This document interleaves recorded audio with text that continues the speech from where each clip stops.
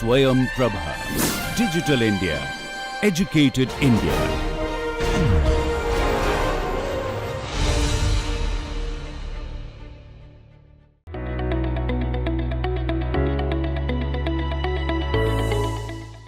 Life sciences has seen tremendous progress over the past decade due to advances in technology and greater understanding of biological processes.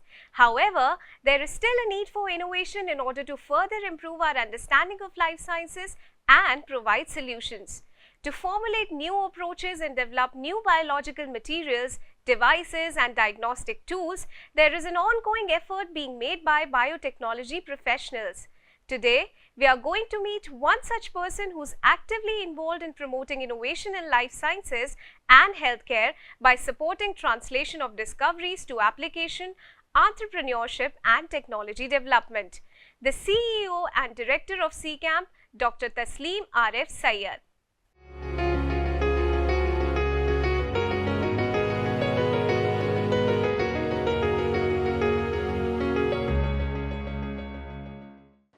So we have with us today Dr. Taslimarif Syed, Director and CEO of Center for Cellular and Molecular Platforms.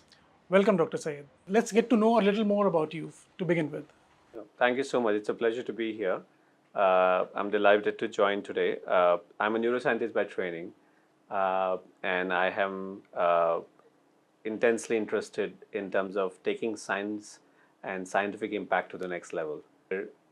Excitement is to look at science's potential in terms of solving the problems in the society and how one can take it forward. See, what I can see here is it's more of an innovation ecosystem rather than just being an incubation center. Indeed. So, I mean, what are the aims and objectives or an idea behind CCAMP? Correct. So, CCAM was established in 2009-10, and the idea at that time was to set up as an enabler, as a catalyst organization, a catalyst or enabling organization which can accelerate the scientific advancements as well as innovation advancement in the field of life sciences. It's clearly an enabler, it's clearly an ecosystem. It is more or less at the interface of academia and industry. So it is very nicely positioned to take the scientific advancement to the next level as an innovation enabler. What are the ways in which CCAMP is fostering this, change in mindset, or I would say change in the ecosystem or the landscape of innovation and startup culture? Correct. So I think definitely in India, with years of investment in science and technology, there has been significant capabilities and expertise in early stage of scientific knowledge generation, which comes from academia. And there also have been many industries which are doing very, very well. But however, there hasn't been amazing segues and pathways that lead the scientific knowledge generation from academia seamlessly to industry or towards the innovation, which can solve the real problems on the ground. So what do you think was lacking or was not there? Yeah, in a way, the right interface was lacking. An interface which allows people to come together, which is not taken away by either academia or not by industry. An interface where both of them feel that it's of their own, come together for the excitement of science, and then take it forward. And that was much needed. And how did CCAMP achieve that? Absolutely. It began with positioning CCAMP as an interface between the two. And CCAMP achieved it possibly by being very passionate about the objectives of CCAMP, that is, moving the scientific advancement to the next level, taking the scientific knowledge to the next level, constantly talking to academia and helping them to understand how the science can go forward through entrepreneurship, innovation, and so on. Constantly talking to industry and say what amazing science which is around here and how that can be taken forward. And in between, the entire new narrative which has been built, or rather story which has been built about a deep science entrepreneurship that CCAMP has done, where we have allowed very risky ideas from entrepreneurs who wanted to come and test those ideas. We have done it over the last 10 years. And now India is possibly one of possibly topmost ideas in life sciences have come from CCAMP. So that is really, really exciting for us to, see that coming So through. yeah, that was my I was about to ask this. Have we been able to foster this innovation culture in academia and research focused areas? Correct. Because all this innovation usually happens with technology based or maybe even social based startups or entrepreneurs. Correct. But with academia and science, Correct. I mean, bringing in the innovation jumpstart is like a new thing to us. Correct. And India, I think the bioscience or life science innovations is on the up. The trajectory is very, very exciting. One of the very important thing has to be done in any scenario when you want to really have an extra, exponential jump. You have to take away the fear of failure. And I think an organization which can work with innovators, inventors coming from academia or even outside and give them support and take away the fear of failure and take away the risk associated with such a risky effort. I think that is very, very important. So we had to be a partner with inventors in all those journeys. We had to ensure that the risks that are usually outside, they are unprotected. We had to provide them the protection. We had to build the journeys together and ensure that the movement happens in the right direction. And once they shape up and they find their anchoring solid, I think they roll after that. So it requires early stage. And science per se, in the scientific movement in life sciences, because of the time it takes to move, it's risky. And hence, there is an environment, nurturing environment required, which CCAM has been able to provide by understanding science, by understanding the market, by understanding the problems, and working with government and non-government organizations. You have kind of a pole position in terms of research and development. So how do you wish to maintain that or remain ahead of the curve here? Well, that's a tricky one, and I think something that keeps us going as well. I think our first few years have been phenomenally. We can say we are blessed and lucky that we had some great outcomes. It largely is because of the amazing, team that we have at CCAM. All colleagues have contributed to that. But one thing, when we sit back, we always think that how it feels really phenomenally gratifying that some of the innovations that were built over the last 10 years, now they are saving lives. Now they're touching maternal child health, they're touching agriculture, they're touching environment, and making a difference in these fields. And something that we feel very, very strongly about in terms of keeping at it is to go towards how the globally the field is moving, where are the newer frontiers of the science is opening, and how we also are at it to fetch new ideas to us and then nurture them. How do we attract those ideas? How do we being we are lucky to have a pole position, how that pole position allow those inventors from across India to come to us and say, hey, you are the best place where I can grow my science, you are the best place I can build those innovations. I think it is a collective thing, but we really are looking at new frontiers of science within life sciences, new domains, which will make a huge difference in next 10 to 20 years. We constantly assess those fields and then work on those directly to ensure that we are before or ahead of the curve, or at least with them on the curve and not delayed too much.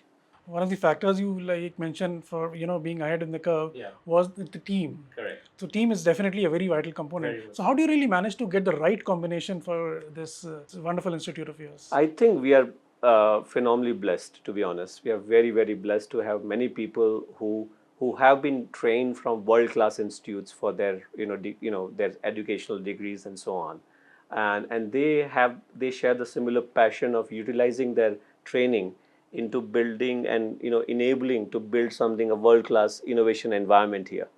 And they are individually driven in different fields. They come from technical field, they come from non-technical field. uh, all those are coming together. It is about possibly the what we can look back and say, it is about, we always look at those individuals who have this strong keenness to make contribution after their training. They definitely could have done so much better if they were in corporates, but I think that drive actually matters, because that drive keeps us going, and that drive keeps CCAM be at the top of things that it is right now. So apart from that, what strategies do you think one should adopt to remain, at the forefront of in the area of life sciences? Well, what we attempt to do is that possibly we do want to be, very deeply involved with the scientific, the dialogues that is happening both locally and internationally. You talk about in healthcare, if there's a lot of talk about cell therapies, we want to understand and what are the ways one do that. If you want to talk about synthetic biology and its application in agriculture and environment, we want to be on top of it. And we want to see how we can actually possibly foster and encourage the new innovations in that. Do we want to be proactive rather than responding or reactive to those movements? We want to be proactively pulling those innovations and ensure that we can drive the thought process. Starting a discourse. Absolutely. And then bring those guys in and then helping them forward, which is a very important component. And how do you think this biotech innovation has impacted socially as well as economically, say the country in terms of economies and in terms of social impact? Correct. So I think life science or biosciences has actually is one of the very few fields which has a remarkable impact both socially and economically, and something what we are seeing it very closely now. Examples of innovations which are saving neonatal lives, a few days after birth, is a great example for any innovator to say that, my innovation has saved few lives. That's great social impact. At the same time, when they go and raise $10 million and value the company at $100 million or something of that sort, that's an economic impact that they are making out of the innovation they have done. Cherry on the top. Cherry on the top, right? The same thing, the in agri, somebody has developed capabilities to improve the crop production by 30-40%. This is helping farmers now not to use the chemicals, but still improve the crop. Great social impact. At the same time, now they have been raising money from locally and internationally, have a revenue of $6 to $8 million, valuating more than $100 million. That's a economic impact.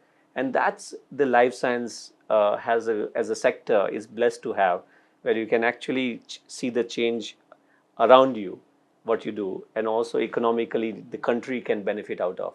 So it's amazing that from that perspective. I think one can learn a great deal about life sciences, biosciences from you and your organization. So what advice would you have for the young professionals who are looking up to you or looking up to this segment and want to make a career or want to go ahead in this? Yeah. No, I think it's very important. So one of the things that we do see is that this particular entire sector is amazingly gratifying sector to come in. You can make differences socially and economically as well. But at the same time, what is important is to understand the need, right? There is usually a global view of a need, be it healthcare, agriculture, environment. But if you're building innovation, you should understand the need very, very deeply and clearly. And that could be a contextual, local need. And then you build innovation for that. And if your understanding of the need and the innovation that or the technology that you have built, if it aligns well, the success will be yours. You have to be at it. Do not give it up.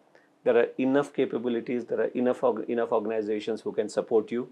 But it is you who will be able to assess and articulate the need for yourself and then build the innovation for that. So the times are amazingly bright for those young kids who want to build innovations in healthcare, agri, or environment. You just need to be very clear. Try avoiding incremental innovations because it will not take you far. Be bold, take risk. There are enough places to support you if you take risk. And I think the rewards can be enormous if you actually can build something like that.